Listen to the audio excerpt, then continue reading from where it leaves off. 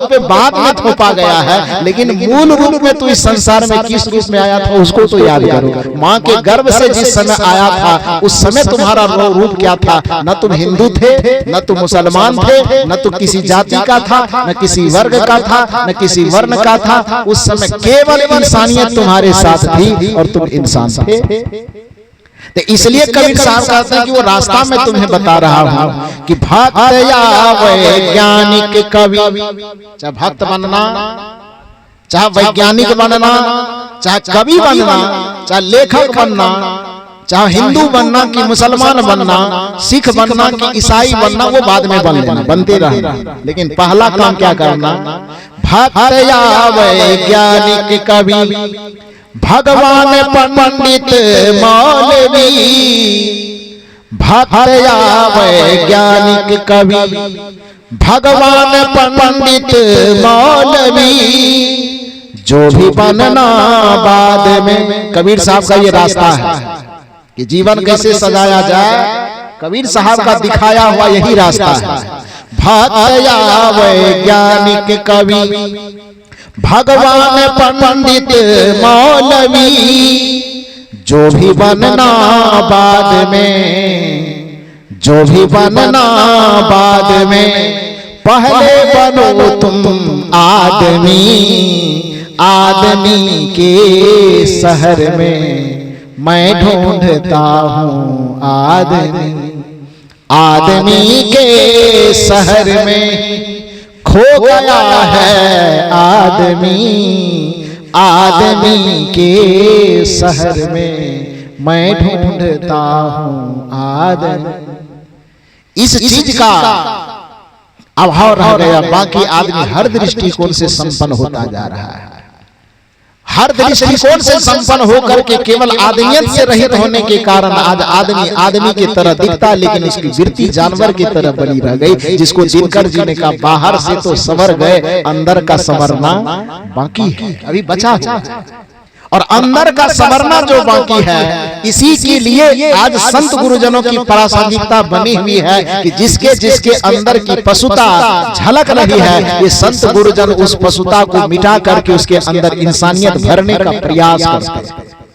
सदगुरु कबीर साहब ने कहा कि इंसानियत से रहित होने के कारण जब हैवानियत हृदय में भरा हुआ है तो वह आदमी करता क्या है? इस कदर खाने लगा है। बस मैं वाणी को विराम दे रहा हूं, इस पंक्ति को सुन लीजिए। इस कदर खाने लगा है अपना ही तन नोच कर, अपने ही जैसे अकल सकल वाले आदमी को आदमी नोच करके खा रहा है। जानवर को नोचने की आज जरूरत नहीं पड़ रही। कहा जाता है कि एक सांप रास्ते से गुजर रहा था, एक महात्मा जी से उस सांप की मुलाकात हो गई। महात्मा को देख करके सांप एकदम फुफकारते हुए झाड़ी की ओर भागने लगा। महात्मा जी ने उस सांप को कहा कि भैया इधर सुनो, अरे जहां तक मालूम है तुम इतने विषैले हो कि तुम्हारे विष के डर से, तुम्हारे काटने के डर से आदमी तो तुमसे कोसों दूर रहता है। जहां तक मैं जानता हूं कि आज तक तुम्हें देख करके आदमी डरते हैं, भागते हैं, छुपते हैं, लेकिन आज परिस्थिति कुछ ऐसा देख रहा हूं कि आदमी के डर से तू छुपने के लिए भाग रहा है। ऐसी नौबत क्यों आ गई? महात्मा की बात सुन करके सांप ने कहा महाराज क्या करे, घोर कलयुग है। वो कलयुग का प्रभाव सब पर पड़ा, लेकिन आदमी पर ज्यादा पड़ गया। का क्यों? का आदमी पर उस कलयुग का प्रभाव ऐसा पड़ा है कि एक जमाना था जो हमारे जहर से लोगों को डर लगता था, लेकिन आज आदमी के अंदर इतना जहर आ गया है कि हम कम से कम किसी को काटते हैं तो हॉस्पिटल तक जाने की हम छुट्टी देते हैं कि हॉस्पिटल में जाके अपने आप को कम से कम बचा लो। लेकिन आदमी का जहर इतना जहरीला है, यदि वो कदाचित काट ले एक बार तो आदमी को राम राम भी कहने की फुर्सत नहीं देता, उसको पानी का घूंट भी अंदर निकलने की फुर्सत नहीं देता। बस एक ही बार में काटा और तुरंत वृंदावन बिहारी लाल की तुरंत खत्म हो जाता है। होता है कि नहीं होता?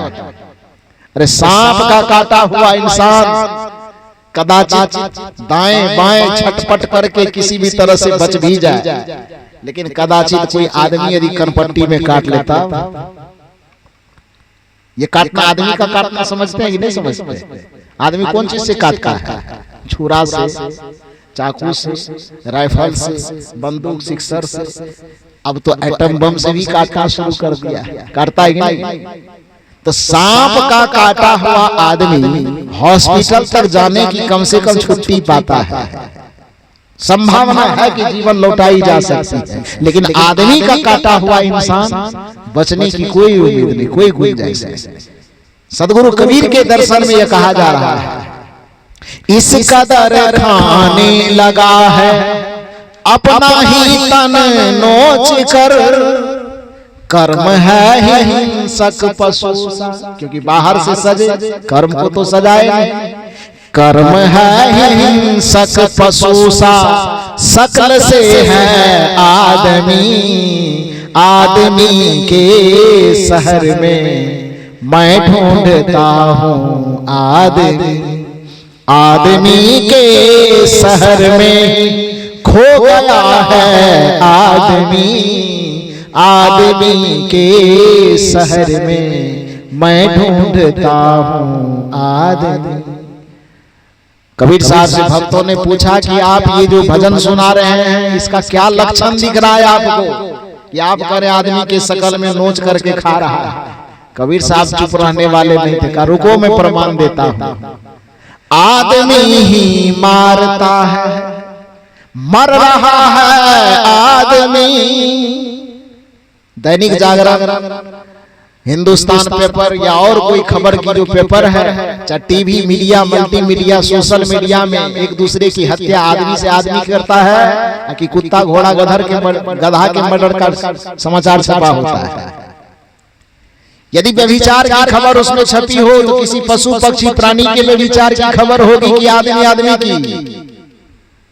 लूट, शोषण, समन, उत्पीड़न की खबर चाहे social media, multi media, print media में छपी हो तो वो किसकी छपी होगी? आदमी की छपी होगी, किसी अन्य प्राणी की? आदमी की छपी होगी। इस कदर खाने लगा है अपना ही तन नोच कर, कर्म है हिंसक पशु सा, शकल से है आदमी। कबीर साहब से पूछा गया इतना खीजे क्यों है आदमी पर, क्यों आप इस तरह से आदमी का बखिया उधेर रहे हैं? कबीर साहब ने कहा मैं बखिया नहीं उधेर रहा हूं, उसका कर्म ही बखिया उधेरवा रहा है। कर्म क्या है इसका? तो आदमी ही मारता है, मर रहा है आदमी, आदमी को लूट कर घर भर रहा है आदमी, आदमी ही मारता है, मर रहा है आदमी, आदमी को लूट कर घर भर रहा है आदमी। समझ में आता नहीं क्या, समझ में आता नहीं क्या कर रहा है आदमी, आदमी के शहर में मैं ढूंढता हूँ आदमी। तो आदमी के शहर में रह करके यदि आदमी को ढूंढना पड़े तो दुनिया के तमाम आदमियों के लिए सर में से डूब मरने की बात है कि नहीं?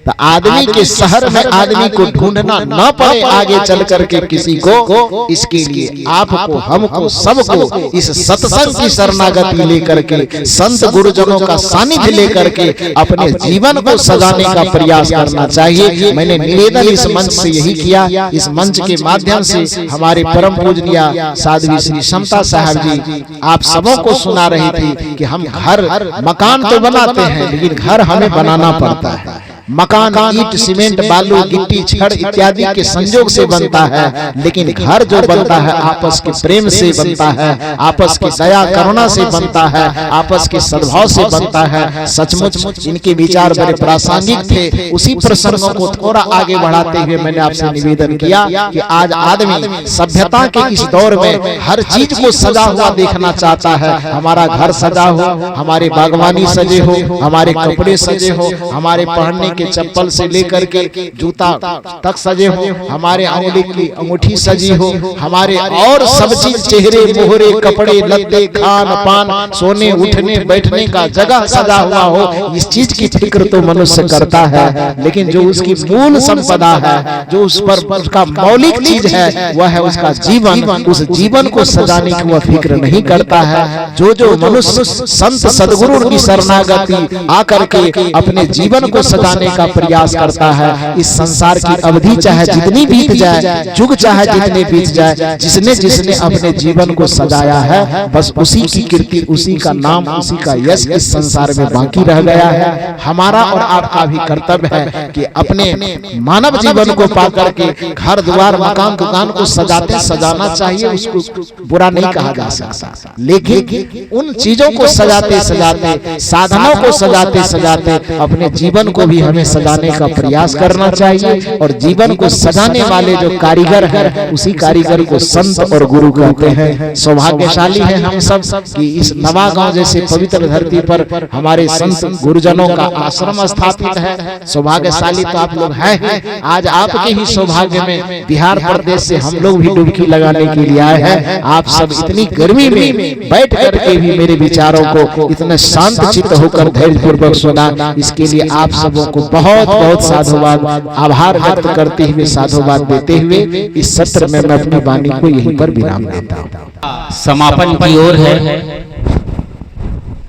बहुत सुंदर सत्संग से आप अभी लाभान्वित हो रहे थे और दूसरी सभा भी होनी है, इसका ख्याल रखते हैं। अभी साहेब जी थोड़ी देर आप सबके साथ यहाँ, माफ करिए, आप सबके सामने विराजमान हैं। आप में से जो लोग देर से आए हैं या पास आकर बंदगी नहीं किए हैं, अपना श्रद्धा सुमन सहज ही यहाँ उनके करीब आकर भेंट कर सकते हैं। कुछ एक आध लाइन बात भी राम राम बंदगी हो जाए, तो आप लोग जल्दी से जल्दी आए। और आप सभी श्रद्धालुओं के लिए, सत्संगियों के लिए यहाँ भाई साहब के परिवार की ओर से पूरा इंतजाम है।